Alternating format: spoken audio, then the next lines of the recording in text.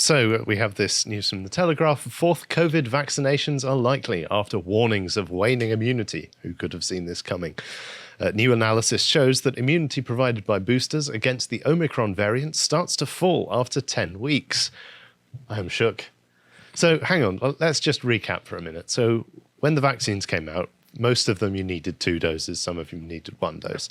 And then all of a sudden Omicron comes out and the government is like, hang on a minute, 2 shots don't work, but 3 shots do. Get your booster shots. Right now, it's really important. Because your immunity has gone down over time, therefore we'll boost it back up. Yeah. And then when it goes down again, we'll boost it back up, and then forever.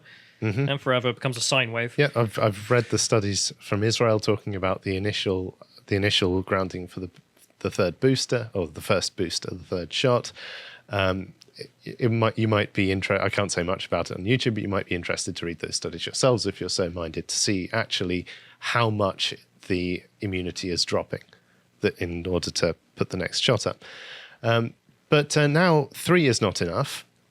4 is what we need, apparently. And again, I have to be very careful here. So let's see why we might need 4. The prospect of a 4th COVID vaccine has become more likely after officials revealed that boosters are less protective against Omicron than Delta. Analysis by the UK Health Security Agency showed that although the booster dose gives significant protection against symptomatic disease compared to 2 doses alone, immunity starts to wane after 10 weeks. The latest data from the current wave indicated that immunity against Omicron is 15 to 25% lower at 10 weeks after a 3rd dose compared to immunity against Delta. Okay, so now government advisors are considering whether to recommend a 4th dose of the vaccine next year. Do you reckon they will? Yeah, I actually remember when the vaccine passports first launched in France, and there was a room for booster shots. There were 7 slots, so at least 7 is what I'm expecting. So you wouldn't be surprised if they recommend a 4th and a 5th and a 6th and a 7th? The French system was all built for that in mind. Right. So, yeah, I wouldn't be shook. Mm-hmm. But I guess at what point do people start being like, why am I getting my 6th? And anyone who's got a 5th is not vaccinated? How does that work? Yep, you're only ever 1 booster shot away from being an anti-vaxxer. Do you remember how every other vaccine you've had in your life, you had to get booster shots every year? Yeah, a couple of shots, job done. Every time? It's like, okay. Yeah. Mm-hmm. I believe the argument is that flu-like illnesses and respiratory illnesses are different because the virus itself mutates quite quickly. So when you get, I've always understood, and I may be wrong, that when you got extra flu boosters, it was because they changed the recipe. There's a new strain of flu this year, so you're getting basically an inoculation against a new disease. Like they changed the recipe. The booster shots, as far as I'm aware, are simply microdoses of an inactivated virus, is my understanding, to give your immune system something to train against. Anyway, if we move on, the government, of course, has wanted everyone to get boosted immediately, and they sent a text out to everyone. Now, I didn't get one of these texts, but did you get one? No, I didn't, but John did. He reported it as spam. A few people did. And so the text says, "Get boosted now," in capital letters. "Every adult needs a COVID-19 booster vaccine to protect against Omicron. Get your COVID-19 vaccine or booster. See NHS website for details." So even Chestikov. No, I haven't got the glasses on. Okay, fair enough. So the government's quite keen on getting the booster. And this guy here, Jamie Jenkins, ex-ONS worker, his Twitter's quite interesting. He's constantly putting up statistics about COVID. It's quite good to look at. And he has some good questions here. I know some people who had a booster who got this, who thinks they now need a 4th. Yeah, that's not an accident. The wording is unclear too. Why does every adult need a booster to protect against Omicron? And statistically speaking, not everyone is going to catch Omicron. Of those who catch Omicron, many will not go to hospital. Of the minority that do go to hospital, many will still be fine. So it's not like every adult needs to have this, surely. But, of course, they're saying, but what about transmission and so on? Anyway, as you pointed out, you can report this unsolicited text message to Ofcom. You can forward the message to 7726, which is a free number that all UK phone customers can access. Once again, to report spam texts, unsolicited government texts that you haven't signed up to, forward the text to 7726. I'd be interested to see what comes out to that. And this is also coming with the news from Israel that potentially vaccine boosters could cause harm. This is a New York Times article, so not exactly the world's most partisan right-wing anti-vax source. and it's, as we say here, as Israel weighs whether to approve a fourth COVID vaccine dose, some scientists warn that too many shots might actually harm the body's ability to fight the coronavirus. Now, I have to wonder, yes, ability to fight coronavirus is the only dimension of harm that comes from vaccines in general. Okay. But that seems to be the mindset that we're in at the moment. So let's think about it from that sense. Especially when you're saying you must mandate this or you will not be able to live a normal life. Yeah, exactly. Like you can't get on a train, you can't get on a plane in Canada without taking a test. Israel is considering whether to approve a fourth COVID-19 vaccine dose for vulnerable people to contain the fast-spreading Omicron variant, despite debate among scientists and a lack of evidence either for or against another booster. This was published on Christmas Eve.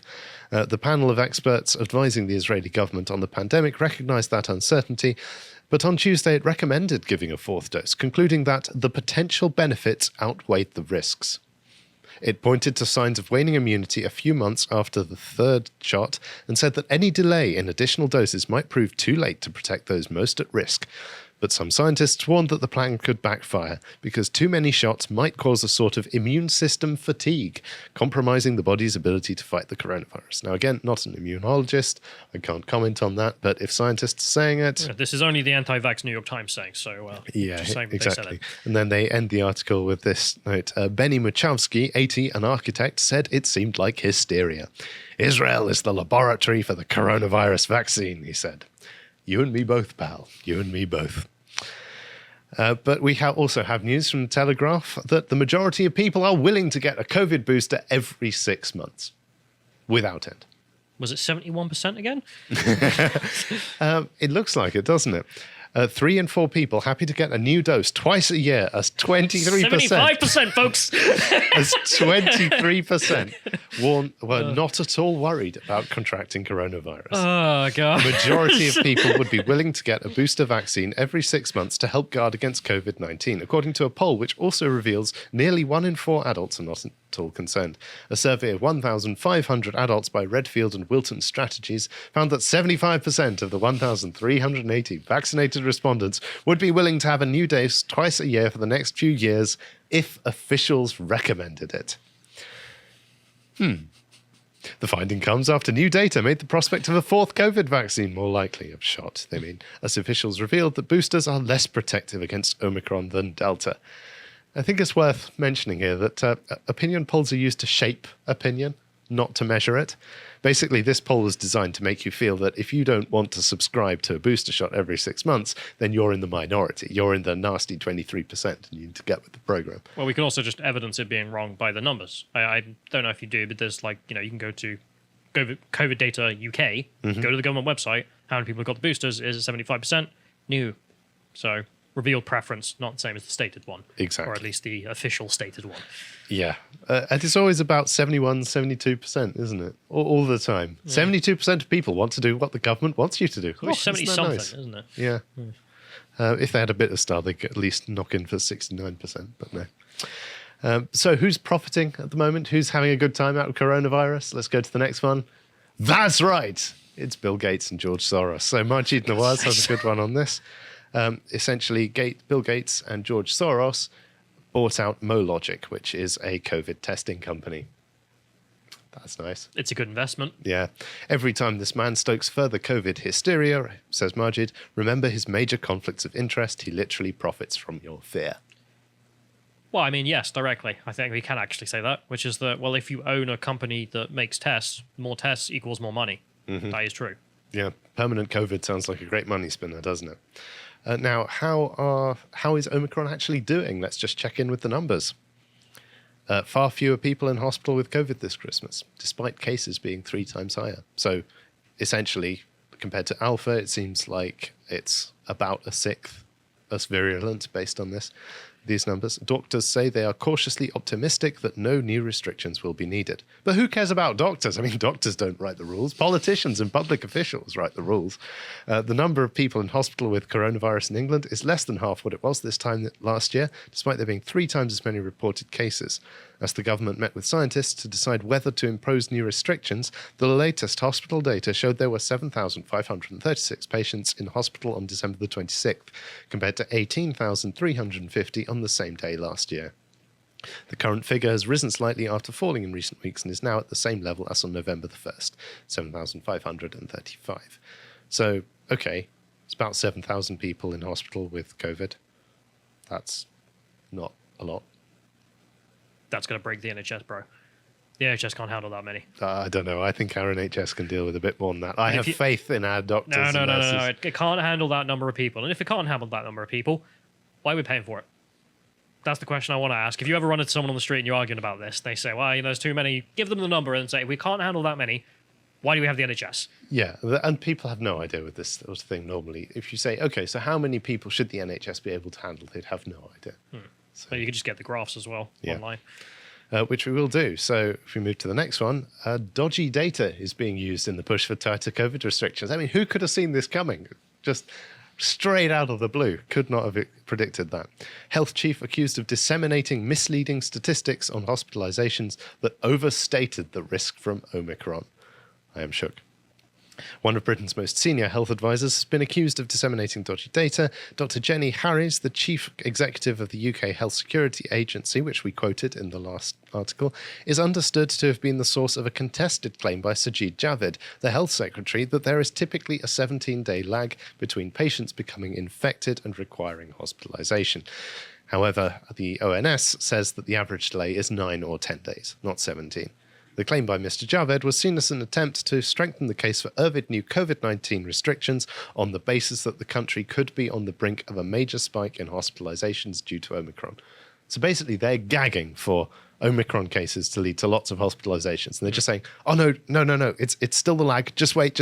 Any minute now, it's coming. And it's not coming. And like we said, It reminds me of the Joker. You remember when the Joker film came out and there were loads of journalists who were like, there's going to be a shooting. There's going to be a mass shooting, I swear. Yeah. 2 weeks later, it's going to be a mass shooting, I swear. It's coming. It's There's coming. that J-Reg skit where he's like, someone's got to do it. Just the journalists lining up. Oh, dear. But yeah, yet again, we see dodgy data being used to prop up a dodgy case. I would think people are wise to this by now. But The Guardian, by the way, ever on the side of truth and integrity, is here to defend dodgy data. I'm not even joking. Tensions are rising about pandemic modelling, but we gloomsters are saving lives, opinion by James Naismith, who I believe is a scientist. Dude, hang on. Like, your party is currently in charge of Wales and Scotland and is doing lockdowns. England is not. You're not saving lives. You're the ones killing people. Needlessly. Yeah, because no one ever talks about excess deaths due to lockdowns or public health restrictions. No, they don't I think happen. it's something of a taboo subject. All those people died with COVID, mate. 7,000 people in hospital for COVID, millions and millions of people locked down at home. Anyway, so scientists are often blamed for leading to excessive curbs on society, said James, but they are cautious for a very good reason. The past week has seen tensions rising about scientific modelling during the pandemic. Projections cited by UK and devolved governments as they tighten COVID restrictions have led to strained exchanges. But modelling is essential because it tells us, and he has a list of things. But I think he's wrong here. Modelling doesn't tell us the things that he thinks it tells us. In the majority of cases, scientific modelling merely deludes us into thinking we know the answers to these questions that we're asking. Models are obviously a powerful scientific tool, but it is very dangerous to apply models to reality. There are too many variables, many of which are unknown or not considered by the model. Small changes in one such variable create a cascade effect which invalidates the entire model as a representation of reality. This is known as chaos theory and is often related to the butterfly effect. You've heard of that? Yeah. A butterfly flaps its wings and eventually causes a hurricane in the US, because basically a very, very minute change which you don't pick up cascades through the entire system and eventually causes a big result. The problem really is that reality is unconstrained, whereas scientific models are constrained to the hardware and the assumptions that we put into them. But let's see, according to this author, what scientific modeling is telling us about the pandemic. What are the range of possible outcomes based on what we know? Modeling doesn't tell us this. Modeling wraps our preconvictions in a shiner, data-ified facade. We don't require modelling to come up with a range of possible outcomes. We can think of that without numbers. And modelling rarely demonstrates that those outcomes we come up with are impossible, or creates new ones that we couldn't have come up with without the model. What assumptions make the most difference to these outcomes out of the ones we have considered? Again, there's a limit here, right? You have to ask the questions for the model to tell you that the answer. And you have to then assume that the model is set up properly. How do different interventions affect different scenarios? Again, within the constraints of the assumptions and simplifications we've made. And finally, the what-if question. What if Omicron has a short generation time or coexists with Delta? Well, then we can persuade ourselves of some conclusions based on a limited and faulty model, and we can use that as grounds to take drastic action, such as locking down the entire country. And this is all assuming that our input data is even correct. That, for example, people were accurately recorded of dying of COVID instead of dying with COVID, or that the reporting dates were correct when people got the disease and died of it, or that case numbers aren't inflated by a lack of diagnosis by a physician, or error rates in test batches and things like that. So basically, I just wanted to use this to point out that there are real problems with scientific modeling, which I think scientists very often get a little too confident. I think the models look so pretty, the numbers are so nice, the graphs are so sweet, and they convince themselves that they are actually standing on solid ground when in fact they are not. They have no grounds on the data to say anything useful about reality, especially when you're talking about very complicated systems such as the spreading of a pandemic in a real human society. And the article also makes the bold claim that, to date, the actual outcomes have been within the range of scenarios. As far as I can tell, this is an outright lie. If we go to the next one, if we scroll down, so this is the SAGE predictions. The red line you can see here is what actually happened, and all of the lines above the red line are the predictions, the dire predictions made by SAGE scientists for all sorts of variables, from case rates, whether if we did this, if we did that, if we locked down, if we didn't lock down. And you see, not only are the actual case numbers lower than in all cases than the modelling, but also the modelling doesn't even resemble the shape of the actual data, right? It's just completely off. But we should still all get vaccinated, by the way. Informed by alarmist models that have no relation to reality, the government in November mandated that all NHS staff must get the COVID vaccine. Do you remember that? Yes. And we covered it briefly the other day. We go to the next one. And this nurse just speaks out against mandatory vaccination. Can we play this clip, just the first minute? I've been a nurse for over 10 years and caring for people for 17 years. I haven't yet received correspondence from my employer regarding that job, but I know that time is approaching. I'll be blunt. I'm worried for my future, but I'm resolute in my decision to uphold the basic right to decide what I put into my body. Informed consent is the cornerstone of all patient treatment, and that right should be extended to all, including the members of staff caring for them. Where there is risk, there must be choice. The choice to continue doing a job I love will be taken from me, and I am only one of many in this position. There are over 200,000 others in the health service who, for their own personal reasons, have decided to exercise bodily autonomy. All these hard-working, thoughtful, caring, and experienced professionals will, at some point or other, have been lumped into the category of anti-vaxxers by the media and others in position of authority. Yeah, let's kill it there. I certainly feel that I have. This is the human cost of vaccine mandates, of dodgy scientific models, right? This woman does not show up in scientific modelling. Scientists, members of SAGE and that can very easily just erase this kind of thing. It's just a statistic. What matters is the R number and the this and the that. But this is the real cost, and it could be, as she says, up to 200,000 NHS workers. I believe Steve Baker got the data, and it was 100,000 NHS workers, not just nurses, but various. So we do know. 6 figures. It's a lot of people who might end up leaving the health service due to a government policy, a vaccine mandate, in the middle of a national pandemic, which we are assured is a dire health emergency. So what's the government solution? If we go to the next one, immigration. The magic solution that solves all problems and doesn't ever create any of its own. Yeah, so we're going to relax immigration restrictions in order to recruit more NHS staff, as we're kicking out the old NHS staff because they don't want to get a vaccine. The native NHS staff. Immigration rules are to be temporarily relaxed for overseas care workers in a bid to recruit and keep staff, the government has announced. Social care workers, care assistants and home care workers are to become eligible for a health and care visa for a 12-month period. The government said this would make it easier to fill gaps in workforces. Why have we got gaps in workforces? Don't worry, the BBC's got you covered. It followed warnings that the sector faced severe and increasing problems with hiring and keeping staff after Brexit. Yes, the problem is Brexit. If you enjoyed that segment from the podcast of the Lotus Eaters, you can go to lotuseaters.com to get access to all the premium content we have on the site, such as this Contemplations, which Josh and Bo did together about the culture and politics of Russia. This is part 1, so in case they missed anything, do let them know for part 2. But if you'd like to find out what else is coming out on the site, you can always follow us on Getter at lotuseaters_com. Thank you and goodbye.